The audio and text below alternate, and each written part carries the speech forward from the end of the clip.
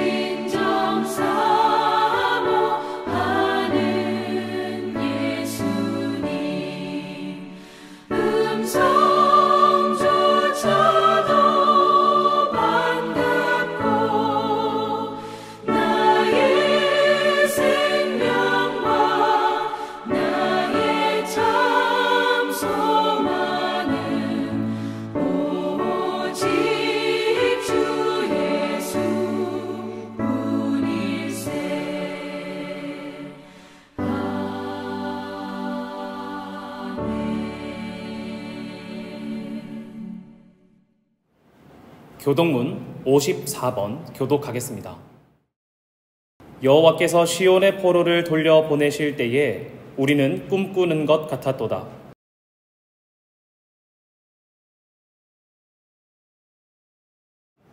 그때에 뭇 나라 가운데서 말하기를 여호와께서 그들을 위하여 큰 일을 행하셨다 하였도다.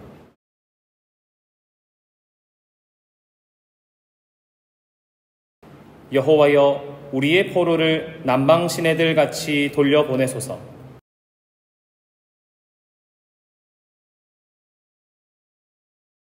울며 씨를 뿌리러 나가는 자는 반드시 기쁨으로 그 곡식 단을 가지고 돌아오리로다. 아멘. 사도신경으로 우리의 신앙을 고백하겠습니다. 나는 전능하신 아버지 하나님, 천지의 창조주를 믿습니다. 나는 그의 유일하신 아들, 우리 주 예수 그리스도를 믿습니다.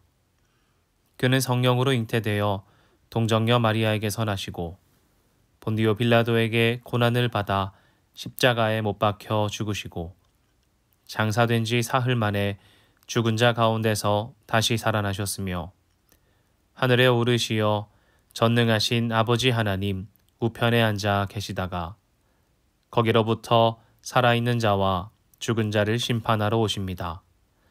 나는 성령을 믿으며 거룩한 공교회와 성도의 교제와 죄를 용서받는 것과 몸의 부활과 영생을 믿습니다. 아멘.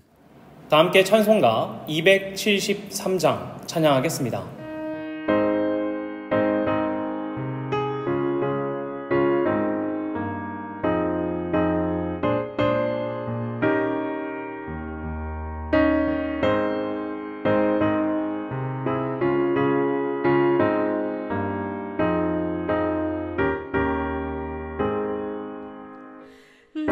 주를 멀리 떠났다 이제 옵니다.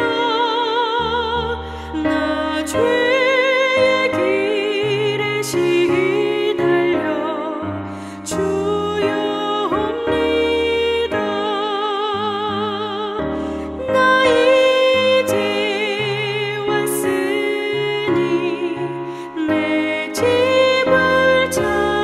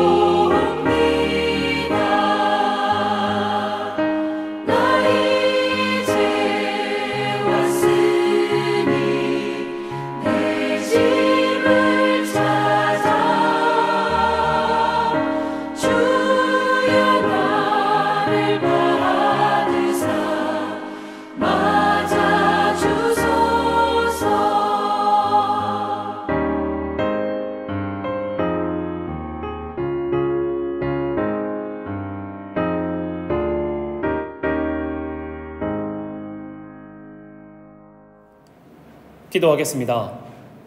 하나님, 오늘도 예배 가운데 나아온 믿음의 자녀들 가운데 하나님의 은혜를 더하여 주시옵소서.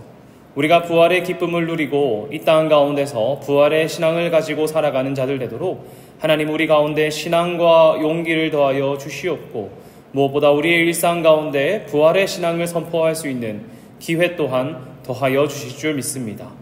하나님, 우리의 삶 속에 주님 백성답게 그리스도인답게 살지 못했던 때가 있고, 또 주님 사랑하고자 하였으나 주님보다 다른 것에 시선이 갈 때도 있었습니다.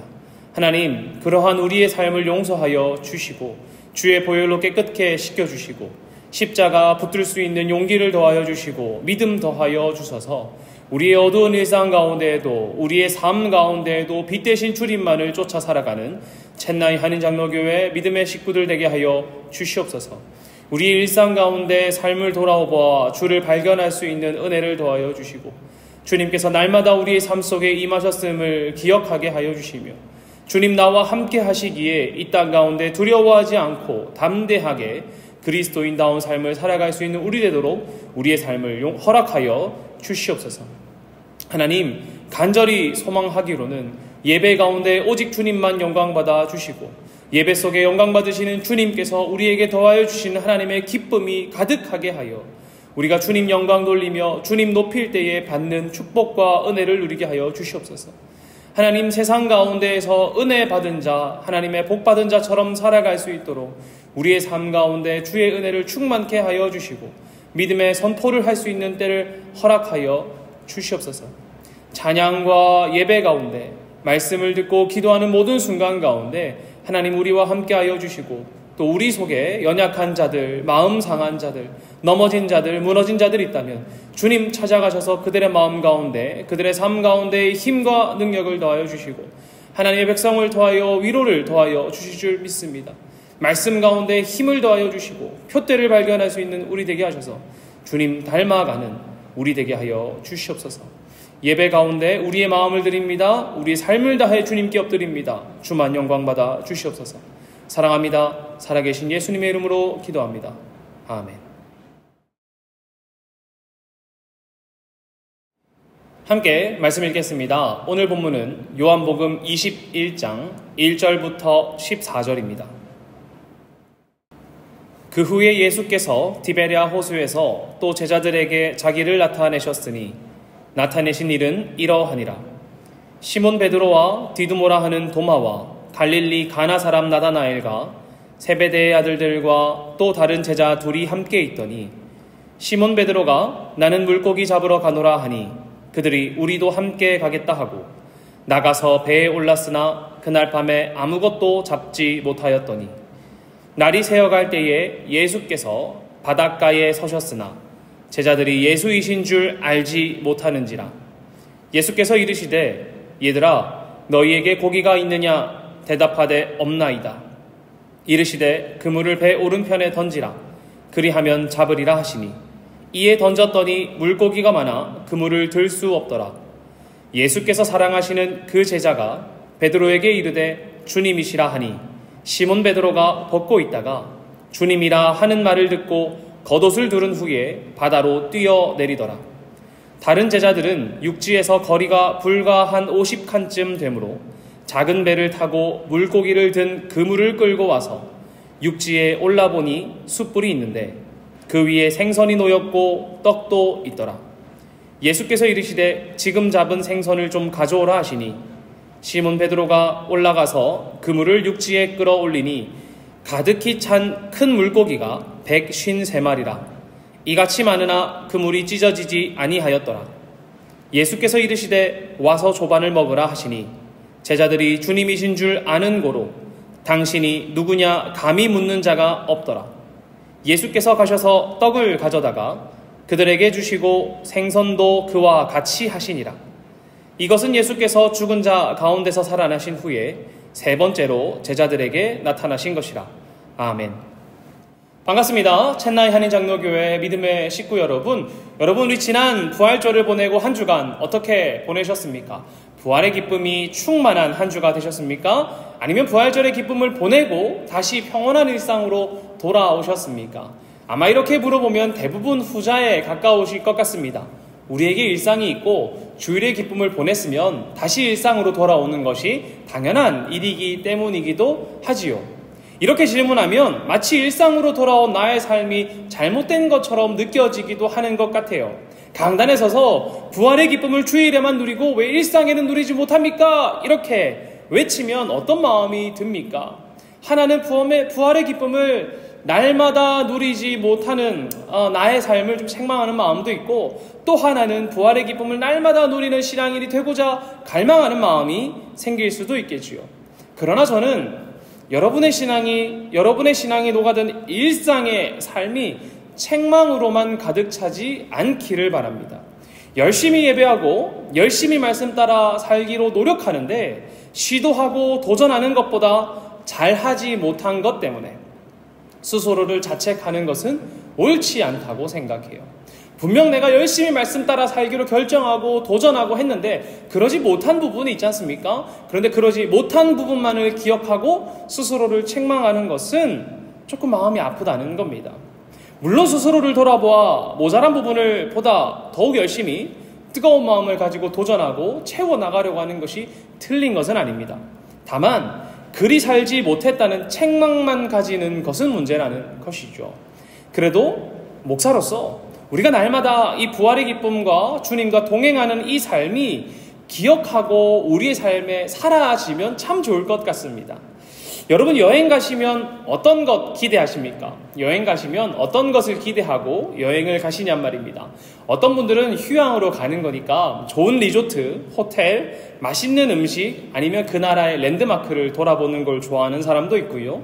어떤 분들은 그 나라의 가장 힘든 것, 어려운 것이라도 막 도전하는 사람들도 있지요. 저는 여행을 잘 안 가는 편이긴 합니다. 그래도 여행 가면 가장 인상적인 게 무엇이냐라고 하면 아무래도 자연 환경인 것 같아요. 과거와 현재가 거의 비슷한 경우에, 아니면 자연이 아니라도 어떤 지역에 간다고 하더라도 과거 어떤 사건이 있었다면 그것이 모양이 바뀌지 않아서 내가 그것에 들어가면 그때의 느낌을 느낄 수 있는 곳을 되게 좋아합니다.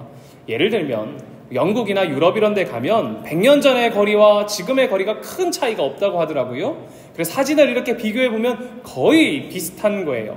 그런 길을 걸어보면 좀 재미있을 것 같습니다. 그런데 100년 전의 영국 거리가 제게 큰 의미가 있지는 않지 않습니까? 그래서 아마 예쁘다라고 생각만 하지 그렇게 의미 있지는 않을 것 같아요. 한국의 순천이라는 곳에 가면 나간읍성이라고 있습니다. 그곳에 들어가면 조선시대로 들어가는 것 같아요. 초가집과 기와집으로 구성된 곳인데 안에 들어가면 전깃줄도 보이지 않고요. 상업적으로 막 발전돼가지고 도로가 막 바뀌고 그런 느낌도 아니고 흙바닥에 초가집과 기와집 이렇게 있는 곳입니다. 가면은 괜히 시간 여행한 것 같더라고요. 읍성에 올라서 그 마을을 한번 보면 옛날에는 진짜 이랬겠구나 라는 생각이 듭니다. 괜히 한국 사람이라 그런가 거기를 밟을 때는 느낌이 조금 다르더라고요. 아시는 분은 아시겠지만 제가 좋아하는 대구에 청라언덕이라고 있습니다. 그것은 선교사님들이 의료 선교를 하신 곳이죠. 그 옆에 보면 작은 계단으로 3일 운동길이 있어요. 그 좁은 길을 걸을 때 사람들이 태극기를 들고 대한독립 만세를 외쳤겠구나, 이 발자국이 여기 남아있겠구나 하는 생각을 하니 그 길을 걸을 때는 제 마음에 뭐가 드냐면 울림이 생기는 거란 말입니다. 선교사님들이 여기서 의료했겠구나, 대한독립 만세를 외쳤겠구나 하는 것에 대한 의미가 저에게 생기는 거예요. 이렇게 어떤 의미가 있는데도 과거에 비해 변함이 많이 없는 곳에 갔을 때 저는 참 좋아합니다. 그 사건이 떠오르기도 하고요. 또 괜히 그 장소 위에 내가 서 있다라는 설렘이 있거든요. 오늘 본문을 보면 배경이 디베랴 호수라고 합니다. 디베랴는 말은 사실 갈릴리 호수와 같은 말인데 이제 주후 20년쯤에 헤롯 안티파스가 당시 로마의 황제를 기념하기 위해서 경의를 표하기 위해 디베랴라는 지역을 지었고 그 호수도 이제 디베랴 호수라고 불리기 시작했다는 거예요. 사진을 찾아보니 호수 주변에 건물들이 이제 들어선 것 같더라고요. 저는 성지순례를 가보지 않아서 잘 모르지만 검색을 해보니까 호수가 보이는 언덕에 이렇게 리조트 같은 호텔 같은 것들이 이렇게 들어선 것 같았습니다. 보니까 살짝 부산의 달맞이 고개와 비슷한 느낌이더라고요. 그래도 여전히 그 호수의 자연을 한눈에 담을 수 있는 지역이 있는 거예요. 그곳으로 발걸음을 옮기면 2000년 전에 예수님께서 바라보셨던 그 모습을 이것과 비슷하지 않을까 생각해보고 유추해볼 수 있는 지역도 있다는 것입니다. 푸른 호수와 물고기를 잡는 사람들, 그리고 호수 건너편 일자로 뻗은 언덕을 보면서 예수님이 이 모습을 보셨을까? 라는 생각을 하게 되더라고요. 언젠가 여기에 서서 예수님의 마음을, 제자들의 마음을 묵상하였으면 참 좋겠다, 이런 생각도 들었습니다. 그 호수를 보면 이제 그 호수를 함께 좀 바라보길 원하는데요. 그 호수를 보면 제자들이 지금 물고기를 잡고 있습니다. 예수님의 제자들인데 여러분, 물고기 잡고 있는 게 좀 이상하지 않습니까? 제자들이 물고기를 잡고 있어요. 직업에 관한 문제가 아닙니다. 지금에야 나라와 교단에 따라서 이제 사역자의 이제 이중직이, 평일에는 직장을 가지고 일을 하고 주일에는 교회를 섬기는 이 일이 있지만 저 당시에 2000년 전에 저 물고기를 잡고 있는 저 예수님의 제자들이 그런 이중직을 하고 있는 것은 아니지 않습니까? 이들은 예수님의 제자들인데 왜 물고기를 잡고 있냐? 이것이 중요한 거라는 거죠. 본문을 보면 이렇게 말합니다. 3절입니다. 나는 물고기 잡으러 가노라. 베드로가 제자들과 함께 있을 때 이렇게 말하자 그를 따라 다른 사람 6명의 제자들이 더 나도 하면서 물고기를 잡으러 떠났습니다. 베드로와 제자들이 왜 물고기를 잡으러 갔는지 그 정확한 이유는 모르겠어요. 나는 이런 이유 때문에 물고기를 잡으러 가야겠어 라고 말하지 않기 때문입니다. 생각해보기로는 예수님의 사건을 경험한 제자들의 머리가 너무 복잡해서 몸이라도 혹사시켜야겠어, 정신을 좀 집중해야겠어 하러 간 것인지, 아니면 이제 나 제자 그만하겠어, 예수님의 제자 그만하고 가정을 돌보러 가야겠어 라고 생각한 것인지, 아니면 예수님을 3년 동안 쫓았지만 아무것도 이루지 못한 것 같아 현실의 자리로 간 것인지는 잘 모르겠습니다. 그러나 하나는 확실한 것 같아요. 이들이 어떤 마음을 두고 물고기를 잡으러 갔는지 알 수 없으나 본래의 자리로 돌아갔다는 것은 확실합니다. 이들은 자신이 가장 익숙한 자리로 돌아갔습니다. 아마 이 사람들 모두가 갈릴리 출신일 거예요. 성경에 보면 다른 제자 둘이라고 말하는데 아마 이 두 사람이 안드레와 빌립이었다면 12사도 중에서 갈릴리 출신 모두 7사람이 함께 갈릴리 지역으로 돌아간 것이란 말입니다. 이들은 자신에게 있어서 가장 익숙한 자리로 돌아갔습니다. 어디에 고기가 있고 어디에 그물을 넣으면 되는지, 언제 물고기가 잘 잡히는지 잘 아는 사람들, 이들은 원래의 자리로 돌아갔단 말입니다. 그런데 여러분, 이게 중요해요. 이들이 원래의 자리로 언제 돌아갔습니까? 언제 돌아갔냔 말이에요. 예수님 따른 지 며칠 안 돼서 돌아갔을까요? 교회 한두 번 나오다가 이제 안 나오고 그냥 원래 자리로 돌아간 그런 것입니까? 아니요. 이들이 원래 자리로 돌아간 것은 부활의 순간을 경험하신 뒤에 곧 예수 그리스도, 살아나신 예수 그리스도의 소식을 듣고 그를 만난 이후에 원래의 자리로 돌아갔다는 것입니다. 20장을 보면 예수님께서 살아나시고 제자들에게 나타나시고 의심 많은 도마가 예수님의 옆구리에 손을 넣어 주님을 확인하고, 그리고 나서 21장 1절에 그 후에 라고 언급하면서 사건을 이어가고 있습니다. 사실 신약학자들은 요한복음을 보면서 20장에서 이게 마무리되었구나 라고 생각합니다. 왜냐하면 20장 맨 마지막에 마무리하는 내용처럼 말을 하거든요. 복음에 대한 이해를 마무리하고 있단 말입니다. 그래서 이 21장이 뭘까 고민을 하면서 후대에 삽입이 된 것인가 아니면 어떤 에필로그인 건가 이렇게 얘기하는데, 많은 사람들이 에필로그처럼 얘기해요. 얘기가 끝나고 그리고 우리 이렇게 살아가자라고 말하면서 이제 교회를 세워나가는 일을 말하고자 한다고 합니다. 그래서 에필로그나 선교에 대한 사명의 부록처럼 추가된 것이라고 생각해요. 20장에서 마무리했다면 21장에서 어떻게 살아갈지, 우리 어떻게 모여갈지, 어떻게 교회가 되어갈지를 얘기한다라는 것이죠. 그렇다고 해서 이 사건 자체가 없었느냐? 이게 에필로그니까 그냥 나중에 추가한 거니까 혹시 가짜일까? 아니요, 그렇다는 것은 아니라는 거예요. 이 사건 자체가 없었느냐라는 질문에 그렇다고 답할 수는 없단 말입니다. 이 사건은 분명 예수께서 부활하시고 제자들에게 나타나신 사건이라는 것은 분명하다는 것이에요.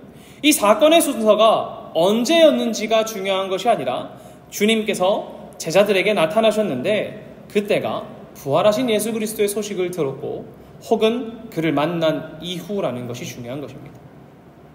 어떤 사람들은 이 사건이 도마의 사건 이전에 있을 것이다, 이후에 있었을 것이다 막 얘기합니다.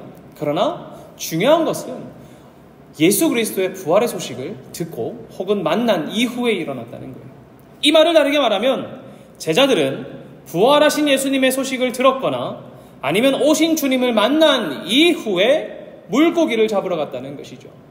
여러분 뭔가 익숙한 느낌 아닙니까?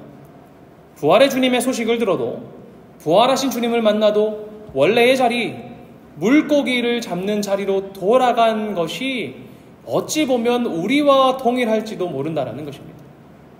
부활절의 은혜를 누렸지만 다음 날이 되면 일상으로 돌아가는 것과 같은 것. 삶의 자리로 갔다는 것, 혹시 그것이 문제가 아니라 부활하신 주님을 만나고도 나는 물고기를 잡으러 갔다는 것. 이것과 무엇이 다르냐는 것입니다. 부활의 소식을 듣고 부활하신 주님을 만났지만 삶이 바뀌지 않았다니까요. 부활의 증거를 들이밀면 예수님 믿게 된다는 것입니까? 아니잖아요. 부활하신 주님을 만났지만 제자들의 삶도 아직 바뀌지 않았다니까요.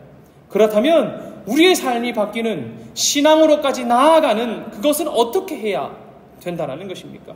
우리 본문의 내용을 조금 더 살펴봅시다. 자신의 원래의 자리, 예수 그리스도를 알기 전의 자리로 돌아온 제자들은 분명 물고기 잡는 전문가였습니다. 그런데 밤새 물고기, 그물을 내렸지만 물고기를 한 마리도 잡지 못했다는 것이십시오. 여러분 한번 상상해 보십시오. 그 그물질을 말입니다. 밤새 물고기를 잡았다는 말을 통해 이들이 물고기를 낚았던 이 방식이 삼중자망이었다는 것을 알게 된다고 말해요. 구멍의 크기가 다른 망 3개를 겹친 다음에 그물을 내리고 노로 바다를 물을 치면은 놀란 물고기가 깊은 곳으로 쫙 들어간다고 합니다. 그러면 첫 번째는 그 큰 그물, 구멍이 큰 그물을 통과하고 또 작은 그물을 통과하거나 맨 마지막엔 그 가장 구멍이 작은 그물에 낀다거나 하면서 이렇게 나갈 수 없는 상황이 된다고 해요. 그런데 이 삼중자망은 보통 5개의 그묶음으로 이루어진 그물을 내려놓아서 밤새 일했다고 합니다. 이 삼중자망을 하면 밤새 일하는 거예요. 근데 이 작업하면 50에서 한 100kg 정도의 어획량을 달성할 수 있었다고 합니다. 제자들도 비슷한 방식으로 일했을 것입니다. 어두운 밤 세마포로 엮은 이 그물을 내리고 호수에 그물을 쳐서 노로 물을 쳐서 물고기를 놀라게 하고 또 물고기가 걸린 그 그물을 건져 올려서 열심히 그물을 작업하는 일을 했겠죠. 상상하기로는 처음에 빈 그물을 올렸을 때에 다음 그물 잘 해보자 이랬을 것 같아요. 왜 한 마리도 없지? 다음 거 한번 잘해보자, 기대해보자 이렇게 말입니다. 그런데 하나하나 올릴 때마다 물고기가 없다면 여러분 어떻겠습니까? 화가 막 나기도 할 것 같아요. 왜 이거 안 잡히냐? 오늘 무슨 일이 있냐? 이러면서 나중에는 서로를 탓하기도 할 것 같습니다. 야, 너가 이거 잘 잡았었어야지. 그때 잘 끌어올렸었어야지. 좀 더 세게 쳤었어야지. 이런 식으로 말입니다. 그리고는 아무 생각 없이 그 그물을 끌어올리는데 집중하지 않았을까 싶어요. 서로의 호흡 소리만 들리지 않았을까요? 막 그렇게 싸우면서도 예수님 따라가던 우리가 지금 여기서 뭐 하고 있나 이런 생각하면서 내가 사랑했던 그 예수님, 지금은 함께 있지 않은 그 예수님, 부활하신 주님을 만났지만 나는 원래의 자리로 나의 모습을 생각하면서 그저 묵묵히 땀을 열심히 흘리며 그물만 끌어올리지 않았을까 싶습니다. 그 다양한 감정과 생각의 폭풍이 지나가고 이제 동이 떠오릅니다. 그들의 배에는 단 한 마리의 물고기도 없었죠. 그런데 그때 저기 호숫가에 한 사람의 목소리가 들립니다. 얘들아, 너희에게 물고기가 있느냐? 이렇게 말이죠. 여러분, 이 질문을 받은 제자들이 너무 착한 것 같아요. 밤새 고생했으나 한 마리도 잡지 못한 어부라면 어땠을 것 같습니까? 저는 부산에서 또 자갈치 시장과 이 항만 쪽에서 자랐기 때문에 뱃사람들 잘 알거든요. 너무 무서워요. 웃다가도 막 말이 너무 과격해지기도 하고 무섭단 말이에요. 그런데 밤새 고생했는데 한 마리도 못 잡은 사람, 그 사람들에게 물고기 있니? 라고 물어본다면 어떨까요? 화가 막 날 것 같아요. 그런데 이 제자들이 얼마나 착한지 대답해 줍니다. 없는데요, 이렇게. 말이에요. 그런데 예수님께서 한 번 더 말씀하십니다. 배 오른편에 그물을 던지라고요. 밤새 물고기를 잡고 이제 철수하려던 제자들 아닐까요? 동이 텄으니까요. 그런데 저기 멀리 있는 사람의 그 이야기 한마디, 그물을 배 오른편에 한번 던져보렴, 이 한마디에 그 그물을 또 내려요. 너무 착하지 않습니까? 순진하지 않나요? 우리라면 밤새 해봤는데 없었어요. 안 돼, 너가 전문가야, 우리가 훨씬 전문가야, 이렇게 말할 수도 있는데 내린다니까요. 그리고 순종하여 그물을 던졌을 때 물고기가 아주 많이 잡힙니다. 여러분 한번 생각해 보십시오. 이때쯤 되면 누군가 한 사람은 기분이 좀 쎄해야 하지 않을까요? 이거 익숙한데 이 장면 하면서 가슴이 살짝 철렁해야 하지 않았을까요? 베드로 말입니다. 주님께서 그를 부르실 때에 같은 일이 있었지 않습니까? 물고기가 있냐는 질문을 들었을 때, 그물을 배 오른편에 던지라는 말을 들었을 때 베드로의 마음에 예수님이 떠오르지 않았을까요? 밤새 그물질하면서 나는 무엇하고 있지? 나는 예수님 제자인데 지금은 다시 여기서 이거 하고 있구나. 예수님 내가 만났었는데 이런 생각하던 베드로가 물고기가 있니? 배 오른편에 그물을 던지렴. 이 말을 들었을 때 뭔가 예수님의 생각이 나고 가슴이 철렁해야 하지 않을까요? 그런데 본문을 보면 누가 주님을 발견한 줄 아십니까? 예수께서 사랑하시는 그 제자가 발견합니다. 7절인데요. 예수께서 사랑하시는 그 제자가 베드로에게 이르되 주님이시라 하니 시몬 베드로가 벗고 있다가 주님이라 하는 말을 듣고 겉옷을 두른 후에 바다로 뛰어내리더라. 아멘.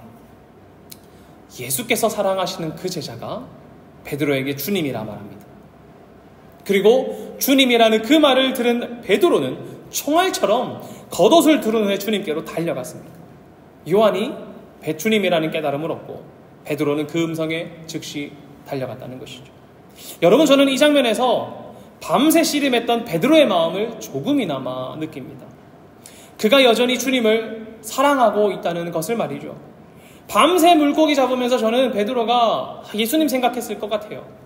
자신의 삶에 있었던 그 커다란 일들을 떠올리면서 내가 이거 하는 게 맞나? 무엇이 옳나? 나는 여전히 주님을 좋아하는데 예수님 배반했던 것도 생각이 나고 또 자기 스스로를 용납할 수 없어서 막 몸을 혹사하기도 하고 밤이 새어도 아무리 생각해도 나는 주님을 사랑하고 있다는 것을 그가 생각하지 않았을까요? 그렇기에 주님이시라는 이 한마디에 총알처럼 겉옷을 들고 예배하는 마음으로 주님 앞에 달려가 엎드리는 것 아니겠습니까? 원래의 자리로 돌아갔지만 베드로 마음에는 주님이 있었다고 저는 믿습니다. 원래의 자리에 돌아갔지만 누가 있었다고요? 주님이 베드로 마음에 있었다고요. 예수님을 떠나고 이제 나는 무시할래 이랬으면 요한이 주님이시라 이렇게 말했더라도 뛰어나가겠습니까? 아유, 왜 오셨어? 아유, 할 수 있죠. 그러나 어떻게 해요? 총알처럼 달려갔다니까요. 비록 원래의 자리로 돌아와 밤새 물고기 잡고 있는 나의 자리지만 베드로의 가슴엔 예수님을 향한 사랑이 가득 차 있었다는 것입니다. 여러분, 우리의 삶을 한번 돌아보죠. 일상의 자리로 돌아가시는 여러분, 저도 일상으로 돌아갑니다. 여러분에게 베드로와 같이 주를 향한 가슴 터질 듯한 사랑이 여러분 가운데 있습니까? 주님이시라는 그 한마디에 겉옷을 들고 나가 사랑과 용기가 가슴속에 막 요동쳐서 주님 앞에 엎드릴 만한 그 사랑이 있냐는 것입니다. 이것은 자리의 문제가 아니라는 것이죠. 무엇의 문제입니까? 중심의 문제라고 생각합니다. 물론 공간이 주는 힘이 있죠. 거룩한 곳에 나아가면 거룩한 느낌을 받기도 합니다. 하지만 중요한 것은 우리가 어디에 있든 우리가 주님 안에 있느냐, 주님이 우리 안에 있느냐 아니겠습니까? 비록 이들이 주를 떠나 디베랴 호수에 왔더라도 그 안에 주님이 계시고 주님 찾아가시고 주님과 만난다면 디베랴 호수라는 게 무슨 의미가 있습니까? 주님이 내게 오시고 내 안에 주님이 계시다는 것이 더욱 중요한 것이지요. 저는 이 베드로에게 주를 향한 사랑이 있다고 생각합니다. 염치 없지만 주를 사랑하는 그 사랑이 베드로에겐 있었습니다. 하나님, 내가 주님 앞에 염치 없지만 여전히 주님을 사랑하는 마음이 내 안에 있습니다. 주님이시라는 얘기를 듣자마자 나는 뛰어나갈 그 사랑이 내 안에 있단 말입니다. 비록 내가 지금 물고기 잡는 자리에 와 있지만 말이죠. 자신의 과거는 부끄럽지만 그럼에도 주를 사랑하는 마음이 베드로 가운데는 있단 말입니다. 여러분, 그 사랑을 품은 베드로가 예수님께 달려왔을 때 주님께서 그들을 위해 무엇 하셨습니까? 먹을 것을 준비해 주셨어요. 9절입니다. 육주에 올라보니 숯불이 있는데 그 위에 생선이 놓였고 떡도 있더라. 또 그들이 잡은 물고기를 몇 마리 가져와 구우시고는 아침 먹으라고, 또 고생했다고 밥 먹으라고 말씀하시는 것이죠. 그때 제자들은 이 사람이 예수인 줄 알았다고 합니다. 여러분, 과연 이 사람들이 예수님이라는 것을 어떻게 알았을까요? 예수님을 알아보는 방법이 뭐냔 말입니다. 저는 주님을 알아보는 방법은 사랑이라고 생각합니다. 물고기를 잡던 그들이 예수님을 주님이시라 깨달은 것은 예수께서 사랑하시는 그 제자가 깨달았고, 예수님을 떠나 원래의 자리로 돌아왔지만 우리를 위해 밥을 먹이시는 예수님의 사랑을 보며 저는 이들이 예수님이라는 것을 깨달았다고 생각합니다. 물론 그물의 놀라운 사건도 있지요. 그러나 주님께서 우리를 먹이시는 그 사건을 보며 이분이 나의 주님이시구나 라는 것을 알았다고 생각합니다. 예수님께서 떡을 가져와 물고기를 함께 먹게 하심을 보면 오병이어의 때가 떠오르지 않았을까요? 주님께서 떡을 가져와 그리고 물고기를 가져와 그들에게 함께 먹이실 때에 이들 마음 가운데는 오병이어의 때가 떠올랐을 것입니다. 또 그물을 오른편에 던지라는 이 얘기를 다시 돌아보니 주님 나를 부르실 그때가 생각났을 것입니다. 마치 우리만의 표식 같은 거잖아요. 그물을 오른편에 던지라거나 떡과 물고기를 함께 먹는 것은 예수님과 제자들 사이에 잊을 수 없는 사건이고, 이 사건을 통해 지금 예수님과 제자들의 관계가 여전히 이어져 있다는 것을, 나는 여전히 너희와 관계하고 나는 여전히 너희를 사랑하고 있다라는 것을 제자들이 깨달을 수 있었을 것입니다. 마치 우리 영화나 드라마 보면 이런 거 있잖아요. 엄마랑 크게 싸웠는데 그리고 집을 뛰어나갔다가 집에 왔는데 내가 좋아하는 김치 김밥이 이렇게 한가득 만들어져 있고 그 위에 상보를 덮어둔 것을 보면 어떤 마음이 듭니까?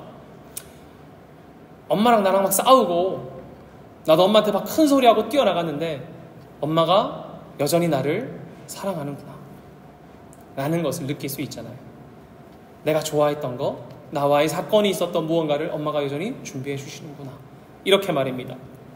밤새 씨름했던 제자들은 여기서 예수님의 사랑을 발견했다고 저는 믿습니다.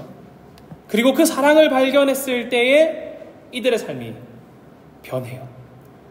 예수의 죽음과 부활을 사랑 위에 서서 볼 수 있는 사건이 저는 여기라고 생각합니다.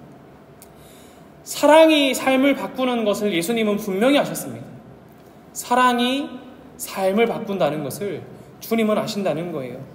그래서 어떠한 상황에서도 주님은 주님의 사랑을 우리에게 보여주시고 또 우리에게 요청하시는 것도 사랑이라는 것입니다. 예수님께서 우리에게 요청하실 때 가서 많은 기적을 베풀고 가서 놀라운 일들을 행하고 가서 많은 것 하라, 이게 아니라 우리에게 사랑을 요청하신다는 말이에요. 왜요? 사랑이 삶을 바꾸기 때문입니다. 사랑이 주님을 깨닫게 하고, 사랑이 예수 그리스도를 발견하게 하고, 사랑이 하나님을 깨닫게 하는 길이기 때문입니다. 15절에 보면 이렇게 말하죠. 그들이 조반 먹은 후에 예수께서 시몬 베드로에게 이르시되 요한의 아들 시몬아, 내가 이 사람들보다 나를 더 사랑하느냐 하시니 이르되 주님 그러하나이다. 내가 주님을 사랑하는 줄 주님께서 아시나이다. 이르시되 내 양을 먹이라 하시고. 아멘. 예수님의 질문이 무엇입니까? 사랑하느냐? 네가 나를 정말 정말 사랑하느냐? 부활의 소식을 들어도, 심지어 부활의 주님을 만났어도 우리는 원래 자리로 돌아갈 때가 있습니다. 그러나 주님께서는 우리가 원래의 자리로 돌아갔다고 해서 우리를 책망하시는 분은 아니라는 거예요. 왜 원래의 자리로 갔냐고, 왜 부활한 나를 만나고도 그것으로 가서 물고기를 잡고 있냐고 질책하는 분이 아니라는 거예요. 오히려 밤새 수고했지만 열매 없는 우리를 위해서 우리가 해야 할 길을 알려주시고 열매를 맺게 하시는 분이시며, 우리를 위해 조반을 준비해 주시고 또 우리에게 내가 너를 여전히 사랑하고 있고 너는 나를 사랑하고 있니? 라고 물어보시는 분이십니다. 질책과 책망이 아니라 사랑을 말씀으로 주시는 분이십니다. 이 사랑이 우리의 삶을 바꾸는 거예요. 예수님을 전심을 다해 쫓아가도록 만드는 것은 부활의 소식이기도 하고 또 부활의 역사적 증거를 보면서 막 떠오르기도 하지만 실제적으로 우리의 삶을 바꾸는 것, 뒤돌리는 것은 부활하신 주님의 사랑을 경험할 때, 부활하신 주님의 사랑이 여전히 나를 향해 있다는 것을 알게 될 때에 그 사랑이 우리 가운데 품을 때에, 우리 마음 가운데 있을 때에 삶이 바뀌는 것입니다. 때로는 생업을 넘어, 때로는 내 감정을 넘어, 나의 노동을 넘어 주님을 따르도록 하는 것은 어떤 의무이거나 어떤 놀라움의 이야기가 아니라 그렇게 바꾸는 것은 사랑이라는 것이죠. 우리가 여러분께서 헌신하고 교회를 향해 봉사하고 현지를 향한 섬김, 또 때로는 우리의 일상의 생업을 내려두고 그 사랑을 전파하는 일들도 있지요. 그것이 무엇 위에 서 있습니까? 증거 위에 서 있는 것입니까? 아니잖아요. 사랑 위에 있지 않습니까? 때로는 직장보다 우선하고 때로는 나의 일정보다 교회의 일을 중요시하는 것은, 양을 먹이는 것은 우리 안에 무엇이 있기 때문입니까? 진실한 사랑이 있기 때문입니다. 부활절 한 주 지난 여러분 어디에 서 계십니까? 일상의 자리에 서 있기도 하고 일상 속에서 부활의 주님의 소식을 전하기도 할 것입니다. 또 누군가는 지나간 부활의 기쁨을 지나간 대로 두고 자신의 삶의 목표를 바라보고 있을 수도 있지요. 그러나 여러분이 계신 그곳에서 주님께서 서서 물어보고 계십니다. 너희에게 물고기가 있니? 배 오른편에 그물을 던져볼래? 와서 조반을 먹으렴. 떡과 물고기를 먹자. 너희가 나를 사랑하니. 동이 터오는 강가에서 주님께서 서서 물어보십니다. 예, 주님, 제가 주님을 사랑합니다. 주님의 사랑이 나를 숨쉬게 합니다. 그 사랑이 복음을 살아가게 합니다. 예, 주님, 그 사랑이 제게 있습니다. 여러분의 디리베랴 강가에서 주님의 사랑이 내 안에 있고 나는 여전히 주님을 사랑합니다. 라고 고백하는 그 기쁨의 고백이 있기를 간절히 소망합니다. 기도하겠습니다.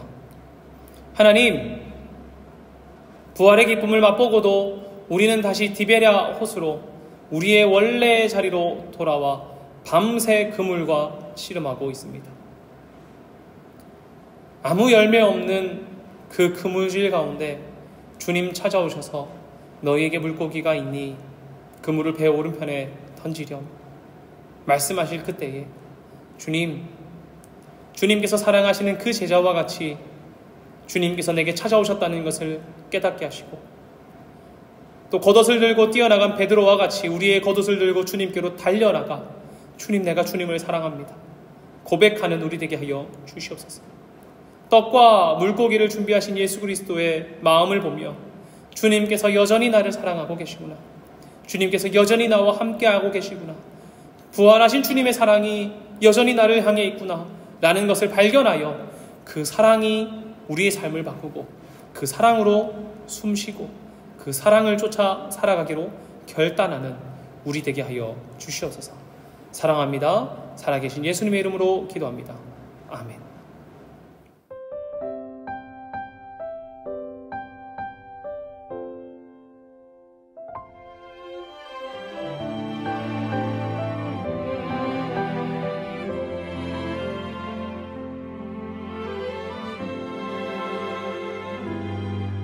내가 누려왔던 모든 것들이, 내가 지나왔던 모든 시간이, 내가 걸어왔던 모든 순간이 당연한 것 아니라 은혜였어. 아침 해가 뜨고 저녁에 노을, 봄의 꽃향기 봄과 가을의 열매 변하는 계절의 모든 순간이 당연한 것 아니라 은혜였어. 모든 것이 은혜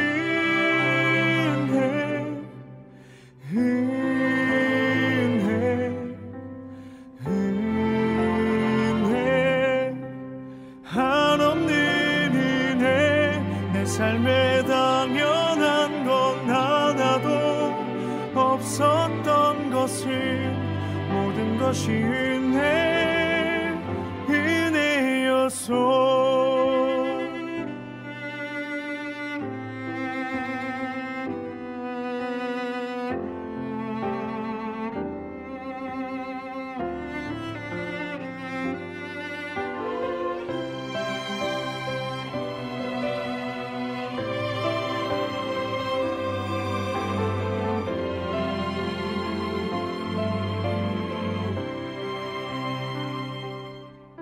내가 이 땅에 태어나 사는 것 어린아이 시절과 지금까지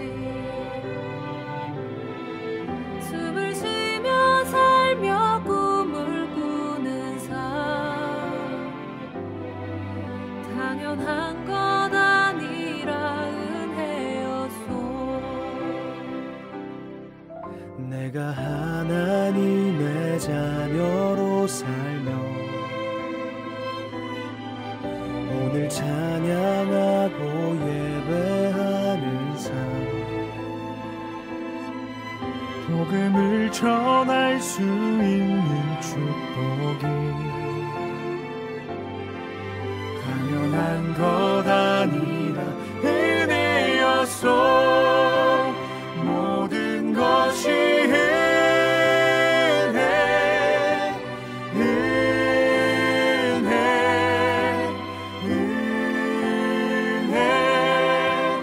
한없는 은혜 내 삶에 당연한 건 하나도 없었던 것을 모든 것이 은혜였소. 모든 것이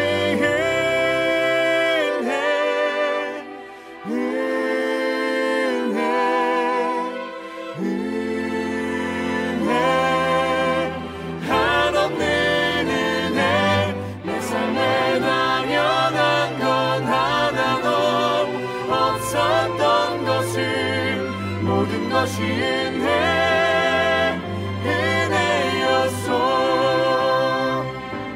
모든 것이 은혜였소.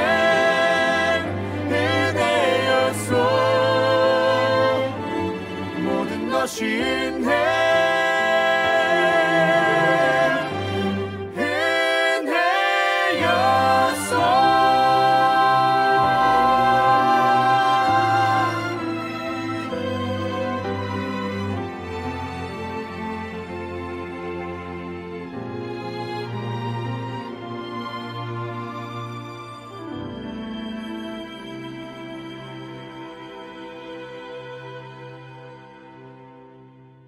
봉헌기도 하겠습니다. 하나님, 주님 주신 것의 일부를 떼어 하나님께 돌려드립니다. 우리의 돌려드림으로 말미암아 하나님 기뻐하시는 그것 가운데 이 물질들이 사용되어지게 하여 주시옵소서. 우리는 비록 작은 것들이었으나 하나님 이 물질들 사용하여 주셔서 연약한 자들 가운데 힘을 얻게 하여 주시고 생명이 없는 자들 가운데 굶주리고 있는 그곳 가운데 하나님 채워주심과 생명을 더하여 주셔서 이들이 주님과 함께 동행하며 살아갈 수 있도록 주님 이끌어 주시옵소서. 하나님, 우리 물질 드리면서 우리의 삶과 마음과 우리의 시간과 우리의 모든 것 주님께 드립니다. 우리의 삶 또한 들어 사용하여 주셔서 하나님께서 필요하다 하시는 그곳 가운데, 하나님께서 뜻하고자 하시는 그곳 가운데 우리를 사용하여 주시고 우리를 통하여 하나님의 뜻이 선포되어질 때에 이 땅 가운데 하나님 나라가 임하게 하여 주시옵소서. 하나님, 우리가 봉헌하며 우리의 비전과 우리의 원을 주님께 올려드립니다. 하나님, 하나하나 기억하여 주셔서 하나님의 때에 하나님의 방식으로 성취하여 주시고 그 주님의 놀라우심으로 말미암아 우리가 주님을 동행하고 주님을 기뻐하는 자들 되도록 허락하여 주시옵소서. 사랑합니다. 살아계신 예수님의 이름으로 기도하옵고 지금은 우리를 구원하신 예수 그리스도의 은혜와 아버지 하나님의 충만하신 사랑과 성령님의 인도하심이 디베랴 호수에서 밤새 그물질하고 있으나 주님 오셨을 때에 주님이시라 깨닫고 베드로와 같이 걷어들고 뛰어나가 주님 앞에 엎드리고 하나님, 나는 주님 사랑합니다. 주님과 동행합니다. 주님의 사랑으로 말미암아 나는 살아갑니다. 라고 고백하며 이 땅 가운데 사랑을 살아가기로 결단하는 첸나이 한인장로교회 믿음의 식구들의 머리와 그들의 삶과 생업 가운데 인도와 해외에 있는 모든 믿음의 성도들 가운데 지금부터 영원히 함께 하시기를 간절히 축원하옵나이다. 아멘.